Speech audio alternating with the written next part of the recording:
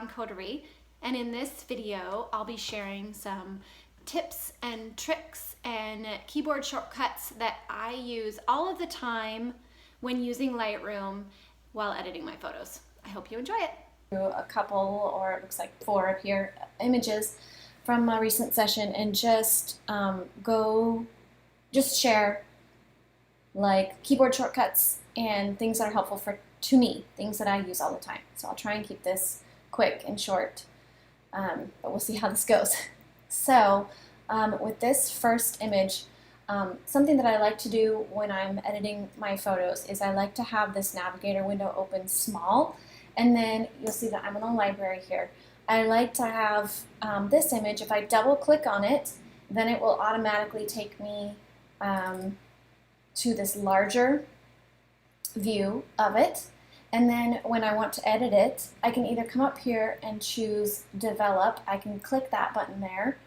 Or what I like to do, instead of running my mouse around and clicking on all these buttons, is I like to use my keyboard shortcuts. And so in this case, if I wanted to edit this photo from this view, instead of clicking on develop, I would hit the letter D on my keyboard. I'm going to do that now, and it'll automatically take me to the develop mode. That's just a small little, it's just quick for me, so that's what I do.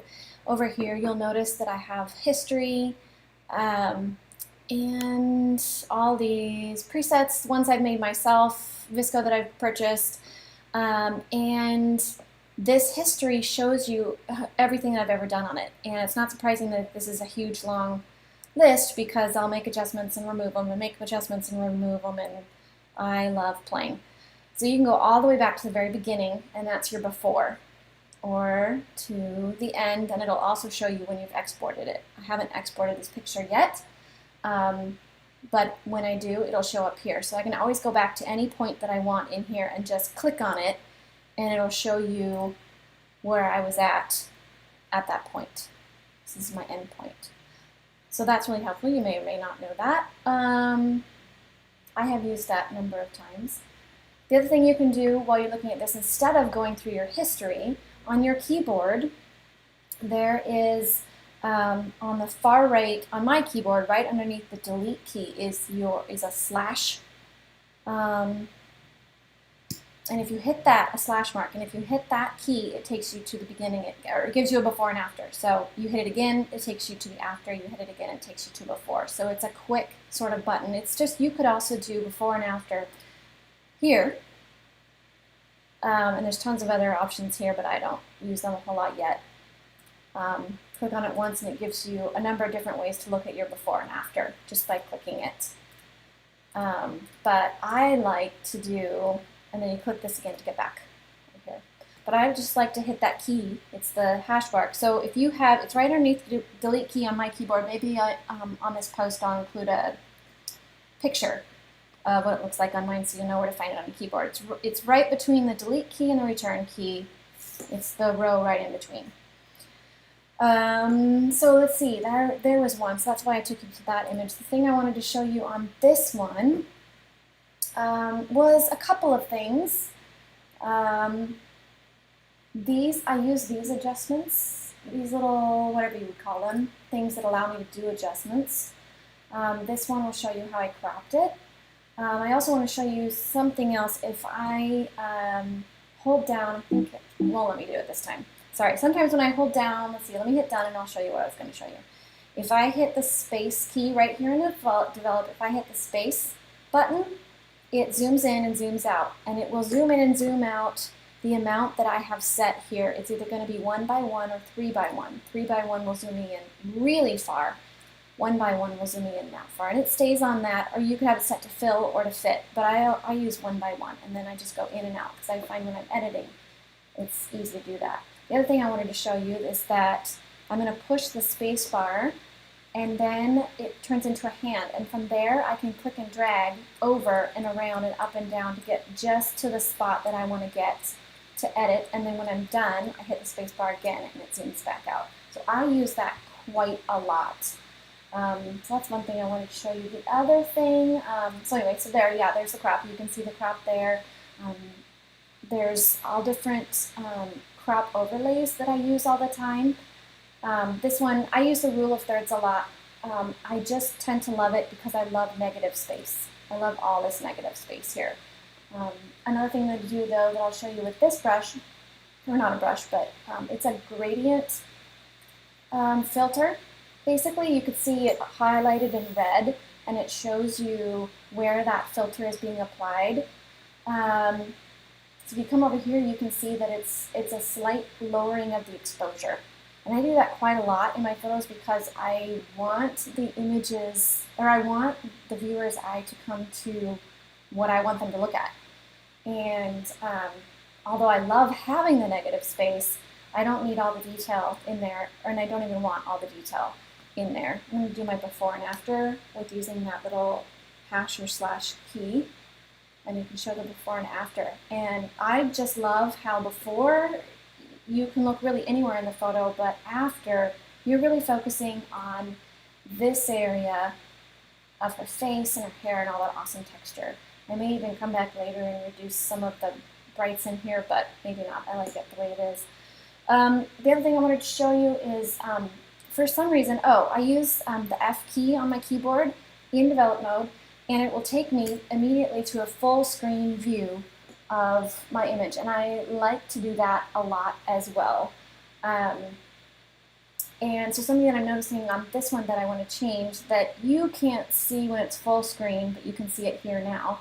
It cuts off on this, but the zipper, for whatever reason, it's fine, it's totally fine, but it's bugging me. So I go in and to take my adjustment brush and come over here and I choose something like probably exposure first, although there's a ton of other ways probably to do it, but you'll see that I've already kind of done that, where I just applied an adjustment and I just lowered the opacity on that, and I'm going to take it all the way down, or not the opacity, lowered the exposure. I'm going to take it all the way down until I can't see anymore, and then say done. And then I'll go back to F full screen and see if it is gone or if it's an obvious correction or not. In this case, I think it's fine. And since I don't do a whole lot of prints, I'll print ones I absolutely adore. I haven't so far yet run into a problem with some of these corrections showing on prints.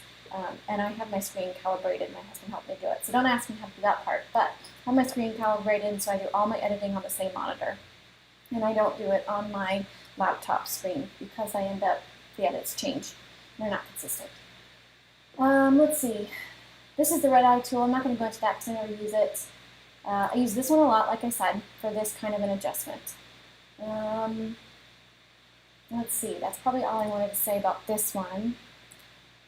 Let's go down to this other one. Oh, what I wanted to show you on this one was this tool here.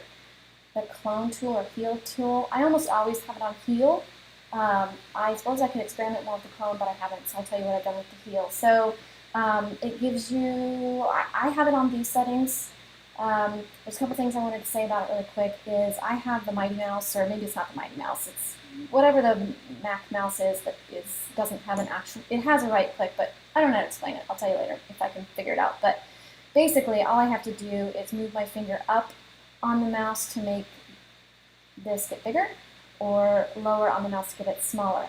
A keyboard shortcut, in case you don't have a mouse like that, is there's the bracket keys, which are right next to the P on your keyboard, and it's either that little boxy looking key, or the little one that I like to call the fluty key, which I'm sure there's a name for it, but if you go to the right bracket key, it gets bigger. And if you go to the left bracket key, so I'm choosing the left, and I'm hitting the left bracket key, and every time you press it on your keyboard, it gets smaller and smaller. Or if you use the right one, every time you press it, it'll get larger and larger. Or you can hold it down, as I'm doing now, instead of clicking.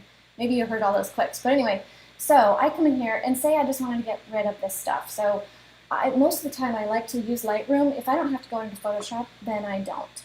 So I'll just click and drag. And generally, I'll just do a big swooping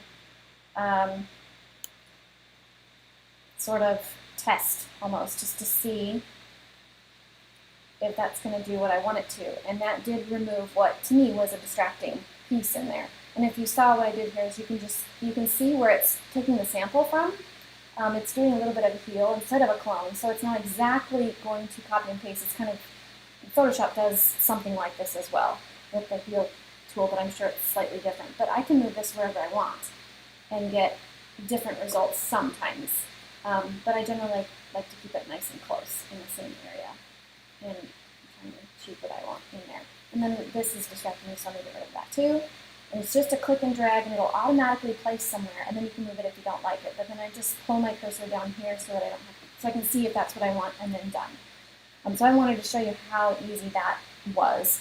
On this last one, I wanted to show you, what did I want to show you? Let me go before and after. So a couple of things. On this one, the radio tool is what I call this one. Sometimes I really like most of the time actually, I really like my subjects, the people or the person or whatever it is, in the light, so to speak, and I want the background to be as less distracting as possible. But I love this beautiful bokeh, so it's like, obviously I want it there, but I just want it diminished a little bit. And you'll see before and after again, it's kind of, to me, it looks a little flat. So you apply something like this, and it separates the subject from the background to me, and I really love that.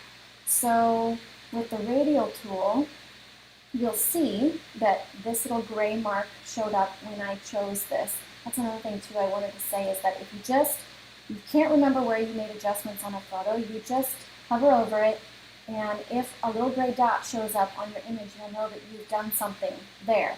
I haven't used this tool there, so I haven't done any cloning, and I haven't used this tool there because nothing's showing up. But here on the radial tool, you'll see this gray dot, and so when I choose that, you'll see where this sort of lower exposure was applied, and you've got all these other ones that you can do, and you can save presets, all these other ones that I've saved, and then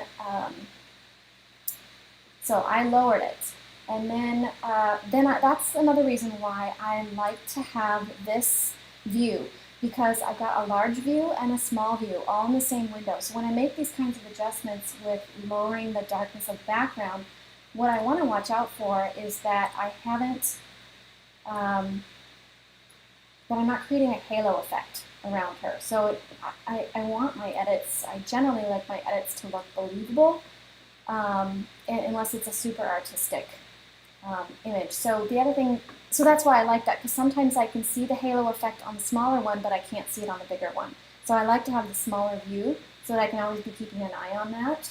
Plus I also like to have a smaller view, because sometimes when people are viewing things online or in mobile view, all they get to see before they see the big version is this small version. And if it looks really cool small, then it's just going to look even better large. So it helps me decide which photos I am actually going to share, because probably there's more chances people are going to click on it from a smaller view.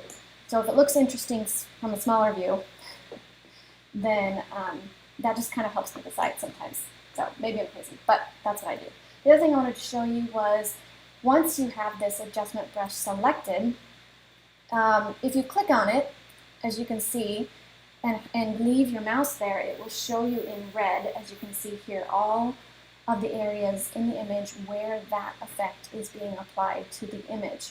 Something that's very cool. I have Lightroom CC, so I don't know which versions you have, but if you have CC, then you have these options. What I love is that there's this brush option. If for whatever reason, so I clicked on that brush option with this selected. If for whatever reason, I really like how this looks, but I didn't want it applied in a certain area, I can use the brush to delete certain areas away. Now, first of all, I want to say you can hit, if you want to see that red all the time, all you have to do is hit the O key, the letter O on your keyboard, and it's going to leave it up all the time. Otherwise, you have to hold your mouse there to see it. So with this view, with hitting, and it's a toggle button, so O on, O off. It's basically just choosing this button for you. It's the shortcut is hitting the O, the letter O. And then you can use the brush, and if you choose on the keyboard the Option key, you'll notice immediately the cursor turns to a negative in the center of that circle. If you lift up the option, so if no keys are selected, it's always going to be a plus symbol. So I use this in a couple of ways. If I want to come in here and get a little bit closer on her hair, and then again, you can use the bracket keys to make them larger or smaller. I use my mouse. but I'll come in here and just add a little bit. Now I kind of don't like that because the it's laying it down, and I can change all the flow and the feather and the size and density and all that here too, but it's laying it down, if you can see here, in a brighter red than everywhere else, and basically that means that it's applying this effect heavier in this spot. So right now I'm going to do another key command, which is a undo. It's the Command Z. It pretty much works in every Adobe application. So instead of hunting up here in the menu to try and find undo, file undo, just hit Command and Z. On PCs, I think it's probably Control and then Z, but I'm working on Mac. Command Z. So instead of doing it that way, the other thing that you can use here when you're adjusting, so you can add, as I showed you before, but you can also hold down the Option key and it turns automatically into this negative. So then if it's applying this effect anywhere where I don't want it to apply the effect, so I have the Option or Alt button pressed, and I can just drag around. So I'm going to undo that because I actually liked it the way it was, but I wanted to show you that effect.